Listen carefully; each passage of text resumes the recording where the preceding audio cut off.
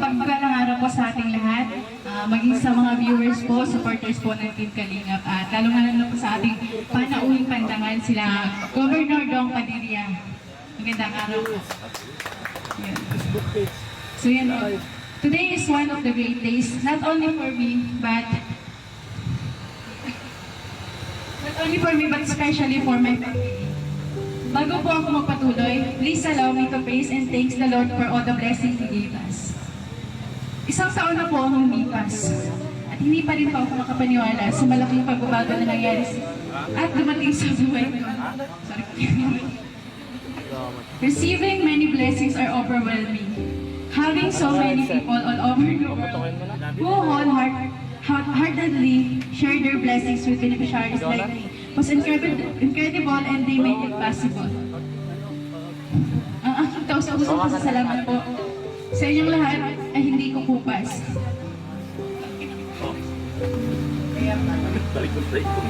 As I mentioned, during my 70th birthday, I just have a simple dream. Not for me, but for my family. Yung magkaroon ng kahit maliit lang na bahay at makalis na po dun sa tabing dagat. Pero nilayo na po niya kami doon sa tabing dagat. And binigyan niya po kami ng isang magandang 2-story house na napakalaki po para sa pamilya ko. Bukod pa po sa mga blessings na continuously ang pagdating, buhos na buhos po talaga. Kaya po, taos puso ang pasasalamat po talaga, unang-una po kay Lord.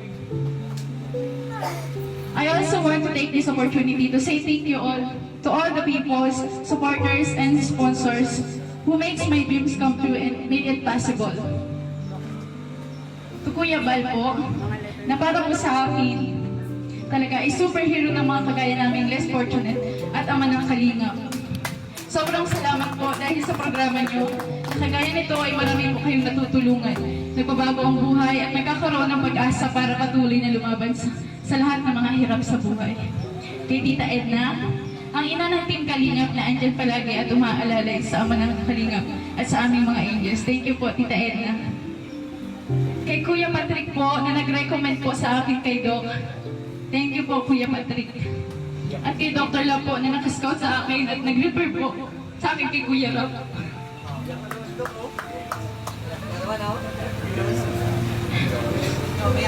Salamat po, Dok, kasi kahit sobrang layo po noon ang pinaglalabahan po namin nila po. Talagang pinapuntahan niyo pa po kami para po mapapag po yung tulong ninyo. Thank you po, Dr. Love. Malaking tulong po ang nagawa at ginawa upang maging ganito po ngayon ang buhay ko at ng aking pamilya. Kaya sobrang po pasasalamat ko sa inyo, Doc. Kung wala po kayo, wala po ako sa Kalingap. Sa inyo pong dalawa ni Kuya Patrick. Thank you so much po, Doc. Kay Kuya Ram and Daddy Jack po, na sobrang humble po at napakabuting tao.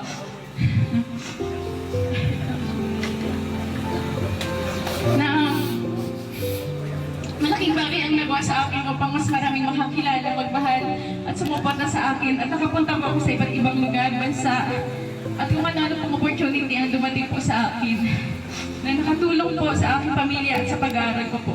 Kuya Ram, Ate Jack, salamat po sa inyo. Para po sa akin, kayo po talaga ang pag-asa ng katulad po namin kabataang kapuspalan. Salamat po, Kuya Ram. Sa mga angels po, maraming salamat din sa inyo. Nakakatampo kasi wala po kayo dito, pero yun, naiintindihan ko naman kasi yung iba pong angels ay college. Yun. Thank you din po sa mga angels na pag may problema po ako, andyan po sila palagi sa tabi ko. Thank you so much po. Sa mga K-boys, sa mga kuya naming angels, salamat din po sa inyo sa pagiging mabuti at maaasahan na kuya naming mga angels. Lalo na po kay Tatay Pure Health, na hinahatid po kami kung mayroong event kahit gabing-gabi na at malayo ang bahay namin. Andyan pa rin siya para maghatid. At kay Kuya Starrax po, na lagi akong tinatanong kung okay lang ako. Thank you po, Kuya Starrax. Na-appreciate ko po yan. Kay Kuya Red Saint po, ang hari ng bulong na minsan fake news.